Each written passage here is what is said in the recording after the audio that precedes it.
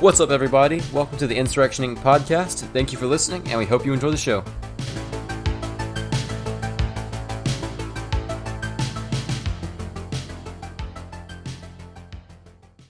All right, and welcome to Insurrection Inc. We got a smaller crew today. It's just me, Jay, Porter, and Tim, but we have a very interesting guest with us today, Pat Watson from Uncensored Tactical. He has 10 years combined between military and law enforcement. He runs Uncensored Tactical, where he talks about basically anything tactical. There's lockpicking, there's gunfighting, there's all sorts of goodies on there. And he's just a guy who knows what he's talking about. So welcome to the show, Pat. Hey, thanks so much, man. I appreciate it. I'm thrilled to be here. Oh, thrilled to have you. So you just released a new book this week, Tactical Lockpicking. Yes, I did. It is a very interesting thing. It stuck out to me. I don't know about these other guys, but I'm very much into those things like lockpicking. There are a lot of channels I'm subscribed to on YouTube that involve it, like Lockpicking Lawyer, Deviant Olam, those sorts of people. So reading your book definitely caught my eye. But the thing is, it is not a lockpicking manual, right? Right. So it's kind of a weird take on it. It is. I wanted to do not just a how-to. So I wanted to do a how and a why and a where and a when. So the best explanation I have is if you were to go to a mechanic school and they said, lesson 1, here's how you change a brake pad. Lesson 2, here's how you change oil. And then they sent you into the field with all these lessons and you didn't know how to diagnose a car that just got towed into the shop and was dead and wouldn't start, then you don't really know how to use your skill set on your own. You can't do the diagnosis. You just know a little piece. Well, lockpicking is the same way. You can say, here's how you pick this lock. Okay, next. Here's how you pick that lock. Okay, next. And then you don't have the diagnosis of how do I make the most effective and efficient entry into a structure or a vehicle or a gate or something like that. So I wanted to give everybody the diagnosis, the well-rounded principles of how you make an entry from before you start to after you finish. And it does a very good job at that. And in there, you mention Jack Spirko and his concept of potty trained and potty educated. Yeah. Which it seems like to be a recurring theme actually in what you do. You've also mentioned it a few times on your show. Yeah. So what is the benefit to being potty trained and then the benefit of potty educated? Well, that chapter was a hot fucking, I could swear here, right? Oh, yeah, 100%. That chapter was a hot fucking mess when I plugged that in the first time on my rough draft. And I had some proofreaders run through it, just some friends of mine, and they were like, well, wouldn't you want to be educated rather than just trained in how to do something? And I'm like, well, yes, but like if you just say the word educated, yeah, I'm educated in this. Well, that's good. And I'm like, but I'm trying to hammer the point home where being educated doesn't mean that you've ever done something once in your life. So I had to really do a couple strong rewrites of that phrasing to make it clear that if you're potty trained, the result is you don't piss on the floor and you know how to go to the bathroom by yourself without any help. If you're potty educated, you can see all the slideshows and charts and discussions and forums in the world and all the statistics and memorize everything, but the requirement is not there for you to ever have used a toilet in the real world. So I'm sure you guys know, a lot of people in any bureaucracy, whether it's government or private, they do so much quote unquote education and they do almost no training. So they want people to be informed of things, but they don't set you up with how to take those things into the real world and use them. Yeah, and you see the same thing in the civilian world with tactical operators that they can tell you the muzzle velocity and all the energy and what this gun does, the history of this. Oh, why you should get this body armor, why you should get level 3 plates or level 4 plates, steel or ceramic, and then what do they do with it? Yeah, and what do you do with it? They're potty educated, but they're not doing shit. Hand them a gun, see how well they can shoot. It's rare. Yeah, it's tough. It's unfortunate, and I'm trying to change that a little bit at a time. And so the best combination for somebody would be to be both, correct? Sure, definitely trained, and the education is kind of like a bonus on top of that. So my skill set is designed. So the book I wrote is a curriculum that I designed myself from start to finish. you don't have to know the terminology of what you're working on. You can say this is the bendy, twisty thing, and this is the scrapey thing, and you can do just as good as I do in the field. So you don't need to know terminology or nomenclature. You don't need to know principles. You don't need to know what they're called. You don't need to know the guidelines. Um, you can still be trained and do your job. If you become educated in it, yeah, it can sharpen that edge a little bit. Um, but one of the biggest areas where being educated shines is when you're sharing that information with other people. So if I were to teach a course, and I don't use a lot of nomenclature in my course, but if I were to be really kind of base level and go, hey, grab this bendy thing and that thing over there and whatever that's called, people would be like, wait, I paid you money for this? This is a joke. So I have to be able to give people some of that nomenclature. I have to give them some of that higher level education that goes with the training. So when you're sharing information, being really well informed helps a lot. Whereas I can teach somebody everything I know for the skill set, and they can teach a course, and all the same content is still there. But you kind of lose that depth if you're not well educated as well. So it really is just something that if you're going to pass on this knowledge, you have to know what you're talking about with experience and know how to explain it. Yes, and that's where a lot of skill sets fail, even things in the tactical world like gunfighting. If you don't base your training and your knowledge base off of failures as well as successes, then you're lost. It's really easy to take something and go, well, this worked once, great. Let's run with it. So you really need to know the limits of that skill set. You need to know where the break points are, where the failure points are, what to do if you fail, so that you don't get stuck. So that's a big part of it. All right. And with that in mind, so anybody can think of a reason why a first responder or law enforcement needs to know how to lockpick. You bring that up in the first chapter of your book, personal experience of when you had to do it.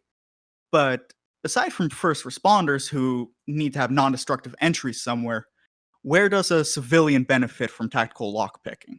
Oh, dude, I don't know anybody in my life that has never been locked out of something ever. Right? Everybody's it's something that you do in your life. You go, oh fuck, I'm locked out. And it could be small, it could be big, it could be, oh, I locked my keys in my car and I'm late for work. That happens. Or I got home and my door's locked. It locked on accident. Someone else locked it and left. I don't know, whatever. Uh, it's really important for those kind of minuscule inconveniences. And it also could be really important for an emergency. And it is not, I'm teaching a course with a really big, really good company. They do a lot of military and law enforcement breaching. And I'm teaching with them in October. Uh, and I'm trying to prepare a couple of slides for them that lay this next point out. The skill set is designed to be used for anybody in an emergency, and that's because it requires very little tools, very little training, very little time, very little money to get started to get you through the most amount of locked obstacles. So that's the framing of the skill set. So that applies to fucking everybody, right? If you want to add a level of preparedness and ability to your life, this is a great place. It doesn't, however, take the place of kinetic breaching. So if you're a first responder and you have that battering ram and that pry bar, that's good. That can get you into somewhere in an emergency with a high percentage of likelihood. However, if you add my skill set to that, you could get in quicker, safer, more effectively, and you might not damage property. So you're not putting out the homeowner for no reason. You might not injure yourself or others, which that's pretty obvious what the pros and cons are to that. So it's just a different look at getting through that obstacle. And there's lots of ways that lots of different people look at getting through obstacles. So the framing is important. I like to hammer that framing home a lot. How do I frame this skill set? What is it designed to do? And that's what a lot of your book is about too. It's not just how to pick locks. That is obviously in the book, but a lot of it is like when to use this. You have a whole system of steps you go through. You start talking about this in the first chapter, and the very first step is moral right to entry. Like, do you have the moral right to break into something basically without breaking it? But so it is like a whole system, and your book isn't just about here's a lock, how do you pick it? It's more than that, right? Oh yeah, 100%. So I have like 13 different lockpicking books from other people on my bookshelf here behind me. If you guys scroll through, like, if you scroll through Amazon and you search lockpicking book, there's maybe just through Amazon and like the Apple bookstore, I think it tops out at like there's like 20 titles maybe that have that phrase lockpicking in the title. And all those different books, more than half of them are like 12 or 13 page long pamphlets. Like it looks like a book when you see a photo of the cover, but when you get it in the mail, you're like, "What is this? I thought I ordered a book." And you open it, and it's like 10 pages. And you're like, "What the fuck?" And it's like big print, and there's either no pictures or the pictures are like line diagrams that look like they were done in like gray crayon. And you're like, and you get to page 11, and they're like, "The end." And you're like, "Wait a second."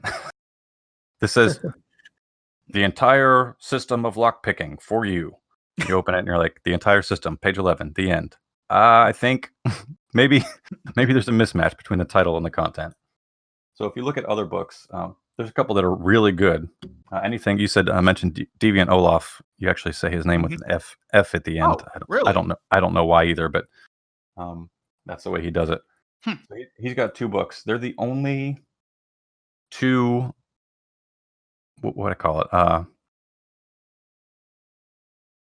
Kind of a science-like approach to lockpicking, where he takes it as a lesson, like a lesson in textbook would be. So they're the only version of any other type of text or reference book that I would actively use for lockpicking.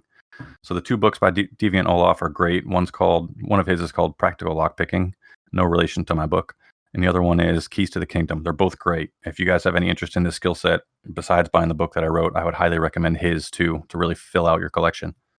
But almost every other book on the topic, save few exceptions, most of those 20 other titles that you'll be able to find online are just piss poor garbage, and they're written by people where English is a second language, and there's either no photos or they're not very good, or if there's photos, they're black and white. So a big thing that I do in the courses that I teach, and hopefully in my podcasts and in the articles that I write and everything, my goal is that I want to bring as much value as possible to the people that are consuming my content. One of those ways, I don't remember. Were any of you guys active military? No. No, that's No. fine. You'll probably Yeah. still understand this reference. No. Hopefully. If you go to any training and they hand you a printout of a PowerPoint so you can like follow along with them, have you ever done that? Yeah, I'm pretty. Yeah. In almost any bureaucracy, there's usually a Yeah. point where they go, "Hey, sit through this slideshow. Here's your copy of the PowerPoint, so you can take Yeah. it with you." Yeah, that's public college. Yeah, great. Yeah, so all bureaucracies are like, it doesn't matter how they're Yep. funded. I've went to a couple very expensive courses where they've done the same thing. They said, "Here's your PowerPoint, and here's your packet that you can take with you forever as your student packet. It's just a copy of the PowerPoint slides. Oh, and they're tiny, and there's 8 slides on each paper, and they're in black and white." So I've gone to things like a version of like bomb awareness or bomb disposal school. And they're like, "All right, so watch out for these red and green wires." And they hand me a packet, and they're like, "Take this with you in the field." And I open it up, and it's like black and white. And I'm like, good. Watch out for those wires, huh? And there's arrows that are like, see the red one here and the green one there. And I'm like, no. So, long story to tell you. When I teach my courses, I print full color packets with full pages of full photos on it. And the book was the same way as well. I actually had some battles with my publisher where they were like, "All right, so we're going to do a small packet book and we're going to do plain paper and black and white." And I'm like, whoa. No, we're not. Let's correct that. The biggest book that you can print me and the largest photos that we can do. I don't care if it's 300 or 400 pages. I don't care how long it is. Big photos, color photos, big book. So I think that gives you so much more value as a consumer of that content to say, "Oh, there's a story. Oh, that goes with it. Oh, cool, a photo. Well, I can't see anything," versus, "Oh, wow, I get it." And I can refer to that over and over and over in my life. So I can always flip back to that and always look at that full page photo to go, is this it or not? So value is really important to me. Makes sense. And it definitely shows in your book where it is pictures galore, where wherever you're explaining something, there is a clear representation of what is going on or what would typically happen in that scenario. Thank you. I'm honored. And it's definitely helpful when you're talking about, oh, so I put this in here and I was doing this. And if don't have photos of that, what is someone going to think if they don't know anything beyond their normal door lock and they don't know any of the tools? And that's a small point I wanted to add too. It's not just for people that are completely unfamiliar with the topic. So it's not a guide for new people, and it's not a guide for the experienced. The way I teach my courses as well is that whether you have a ton of experience or only a little bit, I still want to bring you value somehow. So I'll frame my content to kind of shape that as well. Oh, you definitely do a good job with that. Thank you. And so something you brought up in the book that also is very interesting, that it's when you were talking about the different type of lock pickers, and you brought up red team, and Deviant would sort of be a red team guy, right? Yeah, there is some debate in that field between what's the difference between a pen tester and a red team and a blue team and a black hat and white hat and all that stuff. There's definitely some of the people that are in those fields have some strong opinions about the term. But for me, sure, you're a pen tester, you're a red teamer, you assess security for people. But yes, that would be what Deviant Olaf does. That's definitely a very interesting thing. I got briefly interested in like cybersecurity and wanted to do a course in that and pursue that, but Dad said nah. Yeah, I considered that as well. I thought, oh, that would be really cool to round out my skill set. I'd like to take this. I'm doing a online lockpicking course. I just wrapped up my last course for the pilot. I'll be reopening it soon. But I'd like to take this concept and really expand it. I did an episode on a bachelor's in tactical science. And if I had all the money in the world and all the time in the world, I would take the time and I would go to like a firefighter mechanical forced entry school. And like I would take a sledgehammer and smash holes through cinder block. And I would use their saws and their jaws and their iron tools and all that. And I would try and get some experience being a red teamer. I would learn the digital side. I'd learn, how to defeat security systems. So I would take the skill set of how do I enter from outside this place to inside this place? And every different framing that you can do it in, I would want all of that. Like I would love to have all that, but I don't have all the money in the world or all the time yet. But as I get closer, I'm certainly going to take. It just gives you, again, it gives you so much more depth when you see the way different people do the same task as you with a different framing. That is the most important part of learning, that you see how different people approach something and then you synthesize what works and what doesn't work. Absolutely. That being said, what was your favorite part of writing the book? What was your least favorite part? Oh, cool.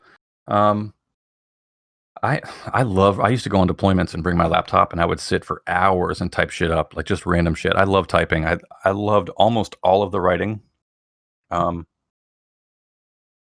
Believe it or not, I was surprised at some of the parts of the process. I wasn't familiar with the act of getting a book published or getting it edited, and the formatting and the framing and all the choices and decisions and rewrites. So one of the first parts that really shocked me was that I would take my rough draft, I'd send it to the publisher. They would have someone edit it for like content or grammar, punctuation, or style or whatever. And I realized there's different types of editing. I didn't know that either. And then the editor would send it back to me and they'd have all their notes in it. And the first part where I really struggled was taking their comments and fixing them. And also, believe it or not, trying to find like their mistakes too. So it was like, okay, they took out a whole paragraph and then they put one sentence in for me. And I'd have to do the research to be like, I'd have to click and expand and contract and be like, well, what did they take out? Oh shit. And I'd be like, well, I didn't want them to take that out. So I was often fixing things once or twice, or I was like being surprised and being caught off guard by like, oh, they just deleted that, but they didn't give a comment, or they changed that word, so it made more sense, but I didn't approve it and I didn't see it. And I don't even know what that word means. So it wasn't terrible, but it was just surprising that I had to learn to deal with all those things too. So something about bureaucracy. So yeah.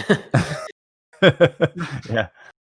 No, I've sent things to Porter to edit, and he is very much just the grammar editor. Yeah, I do go hard on the grammar. He didn't critique a single thing of the actual content. He was just like, oh, you made a mistake here. Run-on sentence here. Oh, you have too many commas here. Put a period. Yeah, I had no idea.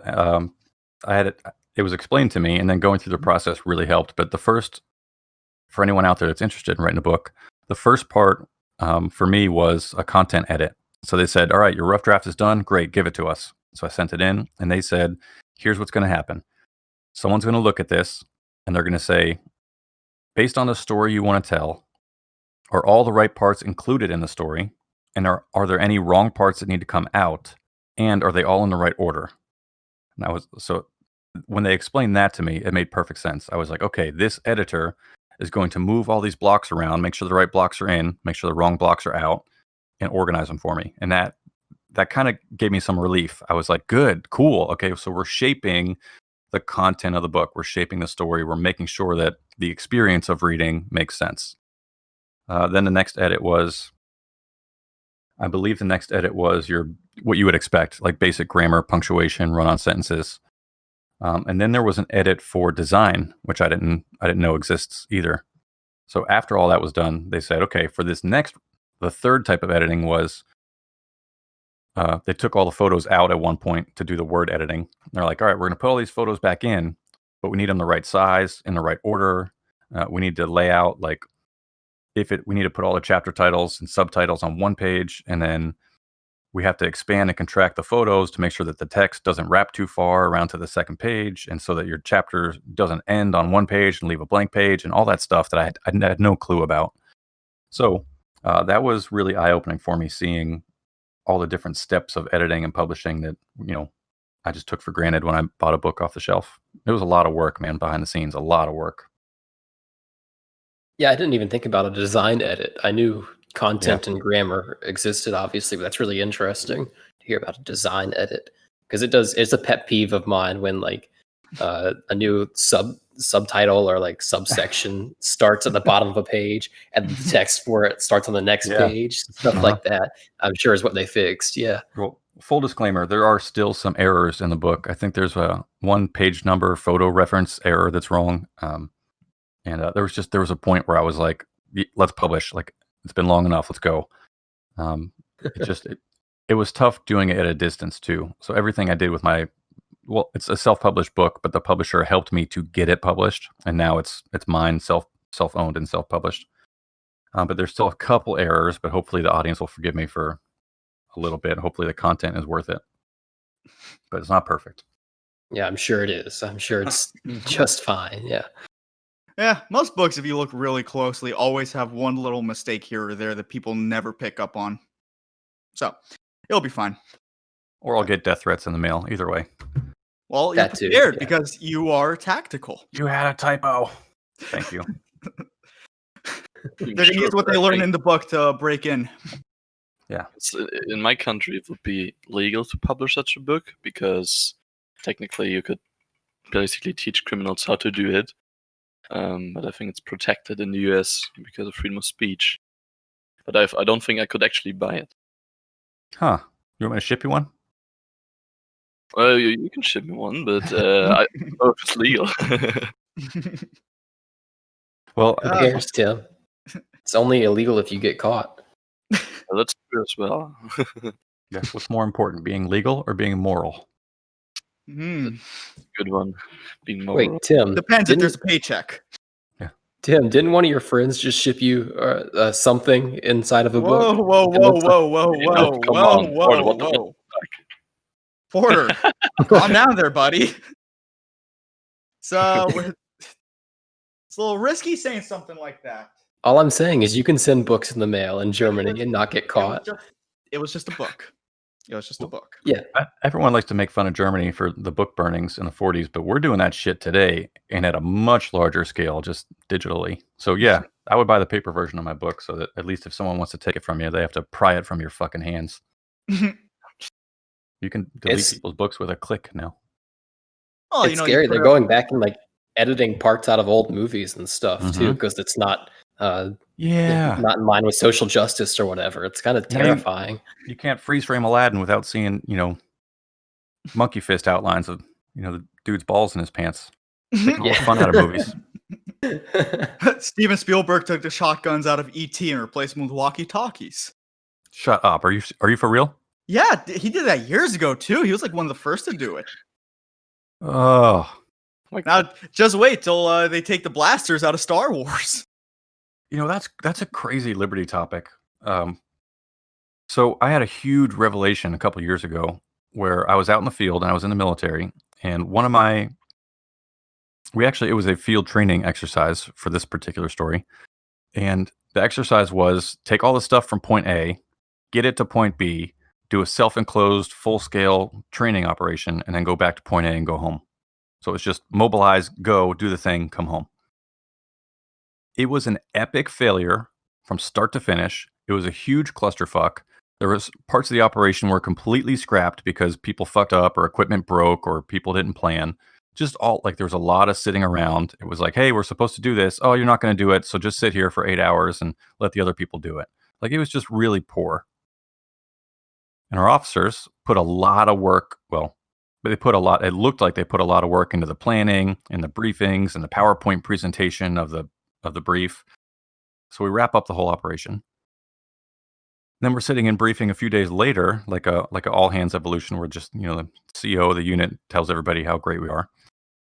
And he's like, hey, this officer did such a great job with this successful training operation that we're going to give him a letter of this great recommendation. And I'm like, whoa, whoa, whoa, whoa, whoa. The whole thing was a failure. All of it from start to finish. Every single part was a failure. We're supposed to do this. Oh, we can't. We're supposed to do that. Well, we're going to have to change it. Where's this? We forgot it. And then you stand up in front of a room and you tell everybody, oh, I'm so great. I planned this successful operation. And I thought for a second, we still had officers in charge of military units in the 1770s during this big revolution. And I'm wondering what would prevent them from going, well, we really fucked this battle up, but if we write it correctly, we're going to look like rock stars. And that huge revelation hit me. And I'm like, those motherfuckers were probably doing that shit back then too. So now I'm very, very, very cautious of history when people say, oh, this great commander. I'm like, whoa, whoa, whoa. Says who? Oh, they probably were. George Washington was a huge fan of the traditional European military structures. And it was a huge fucking failure. Yeah. Yeah, he took all the credit for what all the colonist guerrillas did and painted himself in a great light in the history books. And he jailed his special forces operators after he recruited them to do special operations. Wow. He said, you guys aren't wearing the right uniforms. You're drinking too much. I'm going to throw you in the fucking brig. What a fucking cunt. Yeah, I learned that from Matt over at Status Quo. Love that guy. I've been listening to his episode on the history of Ireland. That is good shit. Yeah, that's really deep. No, but it really is. The guerrillas have done so much more than the officers in history, and who always gets the credit?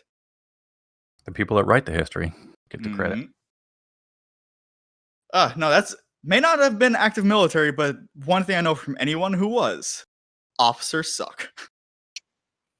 It's tough, man. There's so much to unpack. And even if you're not a terrible person as an officer, you're put in a position where you don't really have a choice. So it's almost taking a less than moral act in self-defense. It's almost what I would describe it as. So like the Germans with the train cars, right? Not to pick on anybody here. So if your boss says, hey, put those Jews in the train car or I'm going to blow your fucking brains out, then you put the Jews in the train car, right? So you're doing something that's fucking terrible. You're sending people to their deaths, but you're doing it with a gun to your head. Well, same thing, with military officers. You can quit, but so that you're not thrown out on the street, so you can still pay your bills, so that you're not reprimanded and put in trouble and your life is ruined because you were fired as a military officer, which that would suck. It's not a great thing to put on the resume. Because of all those things, you conform and you do what you have to do and you make yourself, self-preservation, you make yourself look as good as you can while you're consistently failing because the system is built as a failure. So I understand it, and it's not that if I meet a military officer, I'm like, fuck you. That's not the case. I know it's a shitty position. They're all shitty positions. I just want to take a quick break to announce that we have a Patreon now, where you can support us with money for some reason. That is patreon.com/insurrectioninc. And if you don't want to support us with fiat, you can go to float.app/insurrectioninc. That is FLOTE.app, and give us cryptocurrency. And if you don't want to give us money monthly, because why would you? You can go on down to our merch shop and pick something you like. Links will be in the description, and don't forget to join our Discord. Now back to the show. Yeah, and that's something that you talked about with your episode with Pete Quinones back in July about the police. And that was a very convincing episode because of the way you put these things. You know, there's a lot of people that can go, oh, rah, rah, all cops are bastards. It's a job built off oppression, blah, blah. And that's not going to convince a lot of people. But the way you explain it is a lot more compelling because it's not saying that, oh, these are all awful, evil monsters, but it's just the way that this entire job is set up that it's never going to work well as long as it's in the hands of the bureaucracy. Yeah, it's a bad setup for everybody, certainly. It's interesting that this is how like systems of bureaucratic coercion work too, because they fail because they're not based on cooperation like that. They're ultimately based on forcing people to do things that are morally wrong, but like you said, kind of in self-defense. But they still manage to kind of survive and propagate themselves, regardless of the lack of cooperation, just because of the threat. It's kind of like a internal contradiction, and yet they keep going somehow. Yeah, It's like the whole system of oppression, and it's like the problem with it, I think so. Yes, it's a system is the problem, and the system has a design to it, and the incentives within the system are all false. So I said earlier, bureaucracies are all the same, no matter where they're at. Mm-hmm. The one kind of slight exception to that is government bureaucracies, I think, are certainly a little bit worse than any other private bureaucracy because the government bureaucracy has no incentive to succeed. And if they fail, there are no wrongful incentives. Like there's no bad incentive. In fact, they're rewarded for failure much more than they are for success. So yes, there are certain threads that carry through all bureaucracies, but with government, you can fail as much as you want. You can still get paid. You can still get your salary. You can still steal from the taxpayers. But there's no incentive. All the incentives are wrong. So yeah, in police work, in military work, the incentive system is it's so weird. It's fascinating. I love studying the bureaucratic part of all these systems. Yeah, it was definitely eye-opening when you talked about all the incentives in that episode with Pete Quinones that Jay's talking about. Yeah, there's a lot to unpack, and it's just I'd like to do a lot more work in that area and a lot more content. And I will definitely. I will.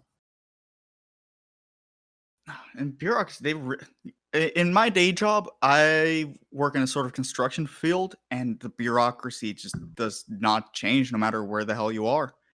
And like you said, these people can do whatever the hell they want. They've all been working from home since, and they've somehow gotten even worse than when they're in an office. And there's this one guy that had to approve a permit for us, and we were chasing him since February for a permit. And then I finally get a hold of him in August, and he approves it in a day. Why did it take you 6 months? Yeah. It's bizarre. And the world it's even worse now because again, you have false stimulus and false incentives with this COVID bullshit. You're forcing businesses to do things that might not be in their best interest. And you're forcing them at gunpoint. And now they have to rearrange their structure. So even if they were meeting their mission relatively well, you've now given them all these new stimulus that they have to respond to that have nothing to do with their mission statement. And now their income and their outcome and the way that they do business has changed. And it's all at the point of a gun. It sucks, man. So everything is getting crazy worse. Kills me. And they can actually fail. If they don't, jump through all the hoops and whatever, they can go out of business. Whereas, absolutely, that's the difference between public and private. All the government officials and bureaucracies that are ruining everything right now will just get more funding later, or they keep the power they've gained during this time. It's how Crisis and Leviathan works. To reference Robert Higgs. I've been trying to hold it in, but I'll say it. Fuck it. I do so much work trying to explain to the public how law enforcement and military works. Occasionally, just this week, I had a guy on Instagram respond to my post, and he said something like, well, you wouldn't think that if you were a cop, so you should go do a ride along and inform yourself. And I'm like, okay. Poor guy, low hanging fruit. I don't even know why he was following me. And I'm like, okay, would a ride along be enough, or should I do 2? Or like, should I spend like a year as a cop? Would that make you happy? So after a very interesting discussion, someone informed him that I spent a decade as both military and law enforcement. And then it was, well, you must have been a bad cop then. I'm like, all right, so your argument doesn't work, so you get a new one. Okay. But I try and inform the public about what really happens with law enforcement and military. One of the biggest sticking points is I don't want to attack cops. And of course, a lot of people know that once you get attacked by someone, especially someone that's uninformed, your walls go up, right? There's no more discussion. It's like the military people that come home from deployment, and the people that want quote unquote peace, they're like, you're a baby killer, rah. Okay, well, there's no discussion anymore. We're done. So one of the biggest sticking points when I talk to people that are active in law enforcement is one of those walls that go up immediately is, well, you want me to be fired and to sleep in the gutter and to be homeless. And I try to make it so big, and I try to highlight the fact that no, I want the opposite. I want you to be paid more. I want you to be better trained, better outfitted, better able to serve the actual public. And you just can't do that with government. So the answer is, I want your life to be better, not worse. So that's why I openly support the privatization of any type of defense force. And why I openly think that government is the worst fucking possible answer to your personal safety. So I just wanted to That highlight definitely needs that to sticking point. be said more often. Mhm. Now that you say that, I am curious, how similar and how different were your time as military and your time as LEO? Of course, the answer I think you already know is, yeah, there's some similarities and there's some differences. Hmm. The way my buddy Matt put it was, he was in the Army for a while. He says there's a huge difference between big Army and little Army, meaning you're part of a big, I don't know, brigade, you can call it that, or you're part of like a small special forces unit. So I was not in special forces, but we were a specialized unit in the Coast Guard, and we did drug operations and piracy operations all around the globe. And we were a very small team of like 6 to 10 operators. We were very highly trained, very highly capable, very autonomous. We were able to do our job with very little oversight and approval. So I was, little Army, I guess you can call it. So while I was in the military and I was part of a huge bureaucracy, the team that I was on operated as any other military small team with our small team tactics. Chain of command was almost a moot point. You just talk to whoever you need to talk to because there's only 6 people sitting in the room. We were very flexible. Our operations were based on our qualifications within the team. It wasn't based on rank. This changed throughout the years of course, as the bureaucracy grows, it got worse and worse. But for the most part, it was a good small teams unit. So I did all those things. I left to go into local law enforcement, and I did. And I got hired. And it was just, my dad was a 30-year cop. So I knew growing up, I knew that the job was not rainbows and unicorns. But I don't know if the world changed or if I changed or if it was a little bit of both. And of course, people don't know this either, but every single federal agency and every single state agency and every city and county law enforcement agency within every state, they all have things that are similar and they all have things that are very different. So some people in law enforcement will go from one agency to another and it'll be like day and night. They'll be like, man, that place sucked. This place is great. And there's some nuance and there's some, different angles of how they approach different problems. The agency I worked for wasn't bad. They outfitted me well. They did not pay well, but they gave me all the gear I needed. I had a take-home car, a take-home computer. We did have a lot of support from our supervision that I saw, and I'm very critical of leadership, so that's really saying something. I did see a sergeant in my chain of command who did a very poor job on a number of occasions, and I told my command about it, and he ended up getting demoted, like I think at least 1, maybe 2 ranks back. And I was like, oh shit! Like you never see that as a cop. So that was good to see that the command cared enough to make a hard decision to take one of their higher ranking people and demote them because of performance. So that was actually good to see. What else was really good for me to see that was, I guess, different? What was it? I went into law enforcement already being an anarchist. So I knew, like, I was just waiting for the day that I got out again forever. So I knew it was coming.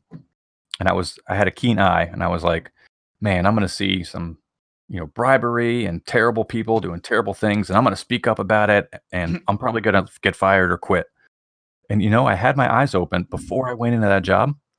I didn't see a single fucking person that said, I'm going to go stop that car because they're black. I didn't see a single fucking person go, man, I got some extra pay because I bribed that driver for cash. So those things, I never saw even an ounce of that from anybody ever in law enforcement. What I did see that was shockingly positive was not only in verbal recommendation, but in written policy. My agency had, for one example, they had something that said, we do not condone our patrol officers making traffic stops just for the sake of doing traffic. Especially at nighttime, we don't want you doing any traffic stops unless there is a serious imminent threat to life or property. And I thought, that can't be right. And then I heard that reiterated by my command in briefings where they were like, guys, remember, we don't want you doing traffic stops, period. Unless there's a serious incident. They were like, we're not here to write tickets. We're not here to stop people. We're here to protect people and property. And I was like, damn, I did not expect that from them. I expected, terrible government bureaucracy. So I was surprised about that. Dude, I wish we had that here. Oh, I know, right? That was nice.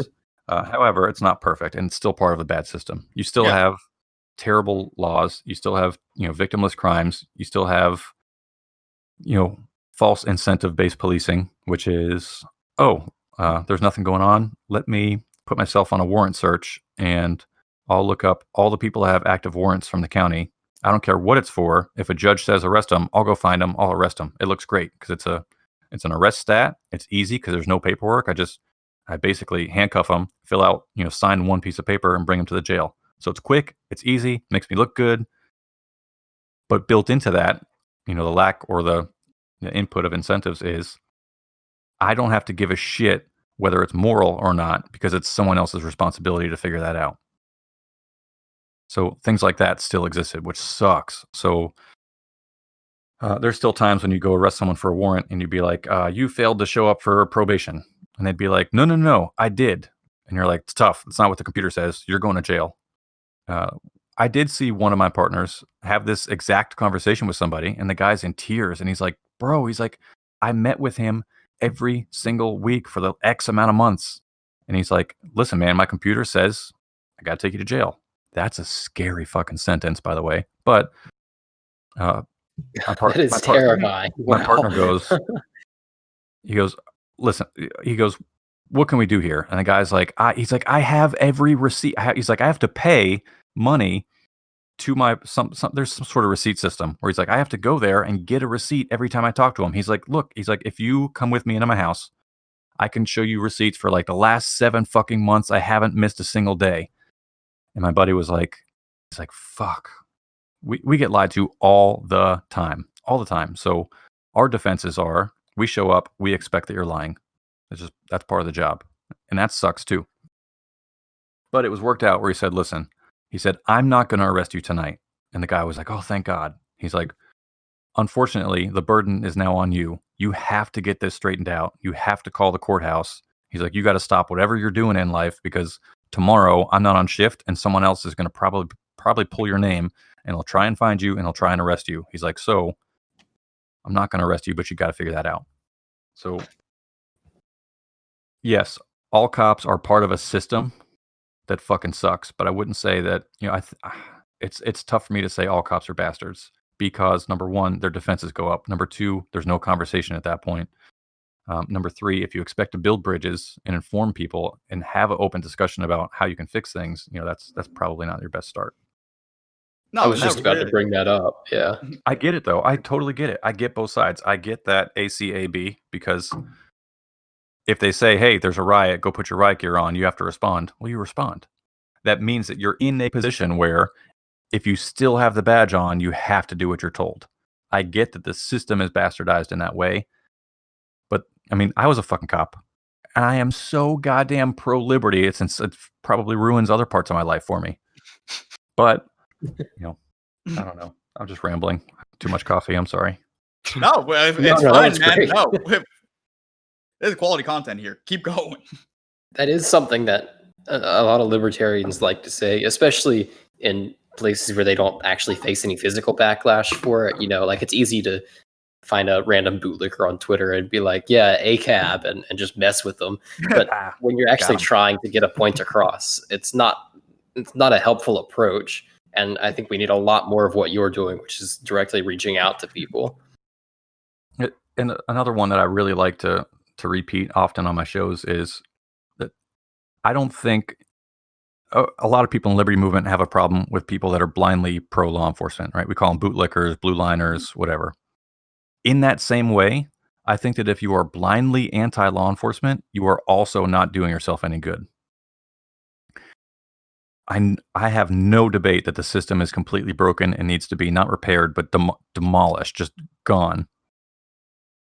However, if a cop goes, oh no, someone's in trouble, and they go, well, they didn't call 911, I guess I don't have to respond, but I can see that they're in trouble. You know what? Let me go out of my way. Let me help them. And regardless of your politics, at least cops are outfitted with a police car and sirens and a radio and resources. And this guy might say, I have the resources to help that person. I can see that they're in trouble. Let me go out of my way. Let me help them. Okay, I gave them some form of help. I tried. They thanked me. I thanked them back. Great. Day is done. If you come from that ACAB background, that interaction is now, well, fuck you both. Okay, well, I don't think that's helping. No, and we're not anti-law enforcement. We're just anti-public law enforcement. Yeah. That too. I have one question actually. Probably you said you were already an anarchist when you joined law enforcement. So yeah. So you probably also had like a certain thing you would have not done, even if your higher ups told you to do. What would have that been? Oh, sure. That's a good question. I knew on my first day. I knew on my first day that there were limits that I would not cross, and that I would gladly quit if that happened. Gun confiscations was one of them. But if you talk to other cops, they might say that same thing, but they might not understand that if I arrest a drug dealer and he has a gun, well, I'll take the gun because that's a different crime, and he's already getting arrested. So my stance on that was 0. Other people might think that they're pro Second Amendment, but they're really there are systems in place in the bureaucracy to make you think that what you're doing is the right thing, even though it's blatantly wrong. I wouldn't have done any gun confiscation. If I saw somebody with a barrel that was a little bit too short on their rifle, I would have went, okay, next. So I had 0 tolerance for that violation. It's unfortunate because the system is so poorly designed, but you have to violate people's rights through your training and qualification process. So you have to stop someone for rolling. Well, they give you the option to write pretend tickets out, or they give you the option to stop someone, write them a ticket, and then put that in your file. But you have to have X amount of tickets, whether they are real or make-believe. You have to practice writing a ticket. Okay. So, as part of your training. So part of that kind of coercion is, in order to be out in your own patrol car outside of training, you need your training officer has to have witnessed either 10 traffic stops or 10 tickets that you wrote to a pretend driver. So of course, what do? You do a traffic stop because you want to learn, you want the experience. So you're looking for people who have victimized no one, who they roll through a stop sign, and you stop them and you write them a ticket. So I did a lot of practice tickets. Is that the difference between traffic educated and traffic trained? Yeah, absolutely.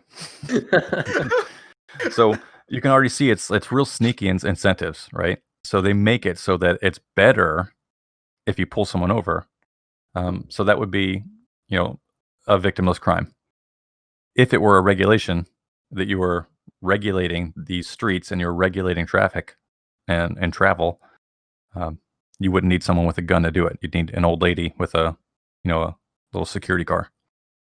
So of course you're stopping someone and you're detaining them and you're violating their human right to free travel with a gun just because they committed a victimless crime. Yeah, of course. So that's part of the system. So you have to do some of that stuff if you're going to be a cop, period. As I started learning these things, there became less and less I was willing to do. And it's tough because as a cop, you do have discretion, and a lot of people in the liberty movement don't understand that. So there's cops that let so much go every single day that it's insane. If you were to track it, if you were in a car with a cop and he said, I'm just going to let that go. Oh, I see that. I'm just going to let it go. That, I don't care about that. Like if you saw all those things that cops let go every day, you would have a hard time writing and keeping up with it because it's so massive. So they do have something called discretion where they can make an arrest or they can not. They can stop you or they can not. The problem is there's some sneaky incentives that are pushed on officers to get them to do more of what the state wants instead of to use a free amount of discretion. So you do have a lot of discretion, but you don't have total discretion. There's times when my bosses have been like, you got to make that arrest. And I'm like, well, I don't really know anything about this case. And they're like, you got to go make the arrest. And I'm like, yeah, but I haven't really built my own suspicion up. And they're like, well, the other officer did. Now you have to go make that arrest. I'm like, I don't know. And there's times like, I want to arrest this guy. He's a bad dude.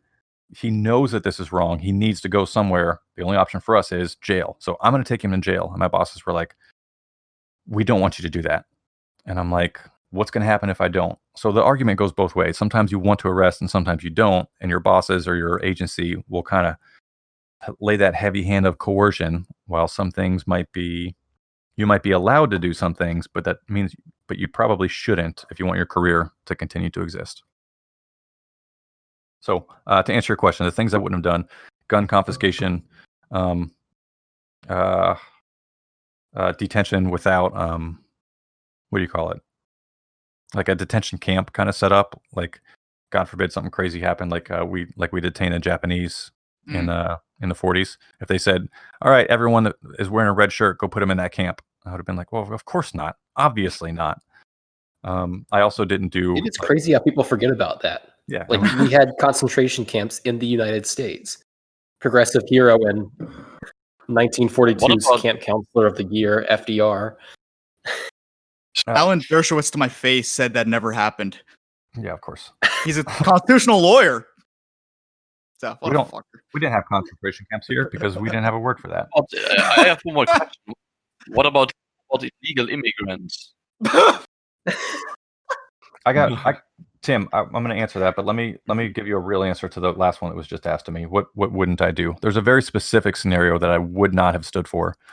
Again, my dad was a cop for 30 years, and even before I was even in high school when I started hearing this lesson from him that got repeated to me over and over was, we talked about the Rodney King riots a lot. And he told me before I was even a cop, and he hammered it into my head. He said, watch this on TV right now. And he played the Rodney King tape where they're just beating the shit out of this guy. He said, if you become a cop, he said, from your first fucking day in the street to your last, if you ever fucking see something like this happening, you need to be the man to walk up to that and stop that cold in its tracks. He's like, it doesn't matter what it costs you. You will rip those other officers off of someone and you will stop that from happening. He's like, we don't do that. So when I swore in on my oath, that was in my head where I thought, if I see that situation, I don't care what it costs me, I will man up and I will charge in there and I will stop that from happening. So again, ACAB, well, maybe it's a bad system, but doesn't mean that you're an evil person if you're stuck in that system. Sorry, had to get that in. Tim, you had another question? Tim? Oh yeah, I don't know, because you were talking about detention camps, basically. Uh-huh. So what about illegal immigrants, for example? I don't know how the US system works for this, but if you as a cop stop somebody and you realize that he's like an illegal immigrant, what would you have done? Nothing. Personally, I did nothing. Believe it or not, even if I wanted to do something, I couldn't. There was almost nothing I could do. So I've asked a couple times about how we would handle that. And no one made any. We got calls too. Hey, this person's an illegal immigrant. Go check it out. We just didn't. We didn't do that. If we really couldn't. I'm a little rusty, and I wasn't really well informed when I was a cop. But from what I remember, even if we wanted to make an arrest on that, we couldn't, because it would be, I think, in the jurisdiction of ICE or Customs and Border Patrol. So I think for some reason we might not have had a state law that we could enforce, because when you're in local law enforcement, you can only enforce the laws of the state. So if it was a federal law and a state law, both, you can arrest for the state law and the feds might take it from you. But if there were no matching laws, like I couldn't make a federal arrest on a federal law where there wasn't a mirroring state law as well, if that makes sense. So immigration was one of those. We didn't have a local or a state statute for arresting people that were illegal immigrants. We also didn't really have an investigative process for it. So I couldn't be like, hey, papers, please. Or I couldn't ask him for his fingerprint. I couldn't run his name in the computer if he didn't have ID. What am I going to do? Run like a fake name, or run like a generic foreign name and run through 10,000 people with that same name and birthday? There's no teeth, is what some people say in law enforcement. So there's a new law, but there's no way to enforce it. So we didn't have a way to enforce it. So we just didn't deal with it ever. But I would also call that a victimless crime. Were you policing in Florida at this time? I know you live in Florida now. Is that? Yeah, I was a cop in Florida for about 3 years. Okay. One, that's interesting because there are probably a high proportion of illegal immigrants there, and two, because like you said, it depends on the state law, but I'm pretty sure I'm in South Carolina. I don't know if this is, I'm pretty sure it's a statewide law. I need to look at the specifics, but I think we have like a duty to report, basically, where the state and local officers can't actually arrest illegal immigrants, but if they find one, they're required by state law to report it to federal agencies or something like that. I'm not exactly sure how that works, but it is interesting that it differs, and I wonder how cops would. I wonder how much that actually gets enforced. Yeah, I might be wrong, but we just had no mechanism in place to deal with it, so we didn't deal with it. Mm-hmm. Yeah, I'm just wondering how much that actually gets ignored in South Carolina, if I'm right about the law. Like how often they really do report it if they find somebody who's not here legally. There's also a bureaucratic incentive where if you put in, it's called learned helplessness. If you put in the effort to do this thing and you get rewarded with nothing, then you stop putting in the effort. I think it was explained to me that we have to go through an awful lot of trouble to even make a claim that someone's here illegally, even if they're doing something largely criminal. We can arrest them for a criminal offense, like if two illegal immigrants strike one another, right? That's what we call battery in Florida. It's not assault, it's battery, but definitions change depending on where you're at legally. So you batter somebody, you're an illegal immigrant. So I take you, I do my best job I can to identify you. I take you to the local jail for battery. You go into the local jail, you see a judge, you go home. That's it. And to start and to follow through with the process of getting that person removed from the country takes so much effort to do it, and it requires another agency, and it requires interaction, and it requires loads of paperwork. The incentive isn't there to do anything about it. And it's also often dropped. So I've heard people say, oh yeah, I tried to, there were like 10 illegal immigrants living in this house, and I called Customs and ICE, and they told me to just send them a list of names and they'd get to it. And, I did. And, here we are 6 years later. I've been watching that house ever since, and they're all still there. So things like that were explained to me too, where there's just no mechanism to make those things happen. And I wouldn't want to anyways, personally. I don't give a shit. That's, you crossed an imaginary line. I can't imagine snitching on my neighbor like that. I mean, that kind of remarks me also of like pretty dark times. There's an illegal immigrant living nearby. Can you please, I don't know, arrest him? That's pretty weird. Yeah, in a country whose foundation is, we'll take everybody. Come on. We're so great. We're so tolerant. We're so peaceful. We're so happy. We'll take anybody, except for you and you and you. And we'll take your land, but we won't take you. Oh, God. But so if a state cop can only enforce state laws, hypothetically, if there was no NFA in your state, could you show your local cop a rifle that's too short with all the gadgets and all the trinkets, and they can't do shit about it? Uh, I need to understand your scenario better first, because I know that in Florida, all the NFA laws are mirrored. Oh yeah, but I'm in saying state. hypothetically, if this Hypothetically, wasn't mirrored.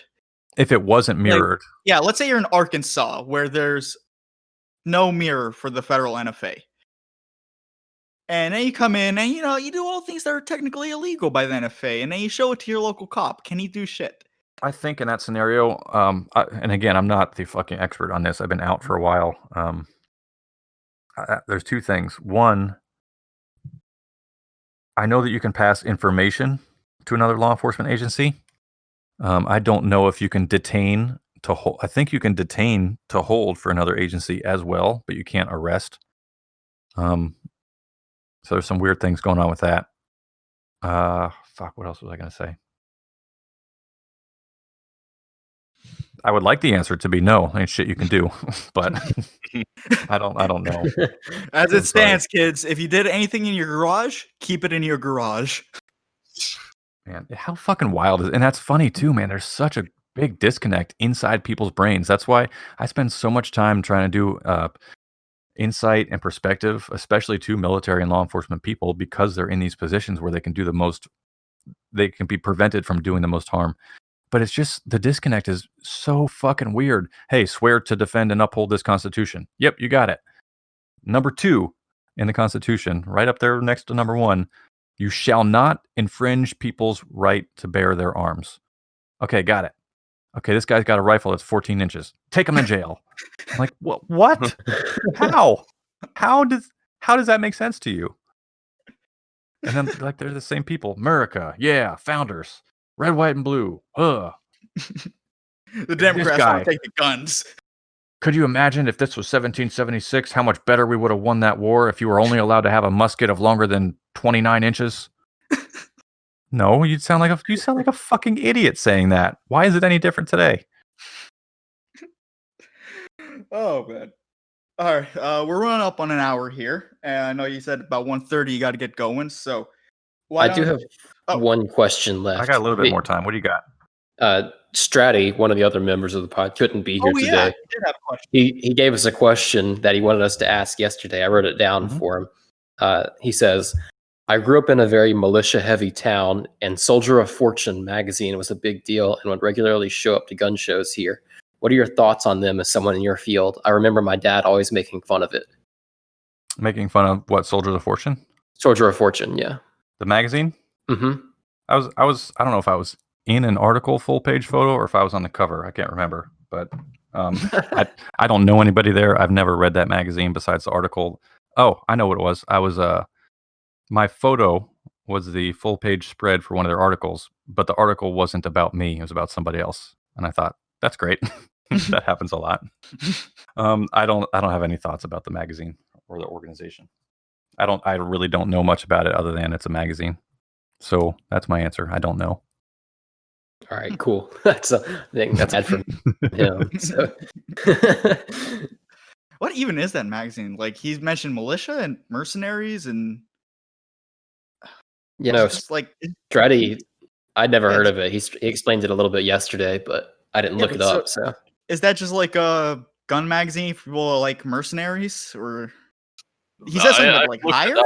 I've looked it up, and it's apparently just a magazine about mercenaries just in general and operations of them worldwide, from what I understand. Actually, guys, they're not called mercenaries anymore. That's illegal by the Geneva Convention.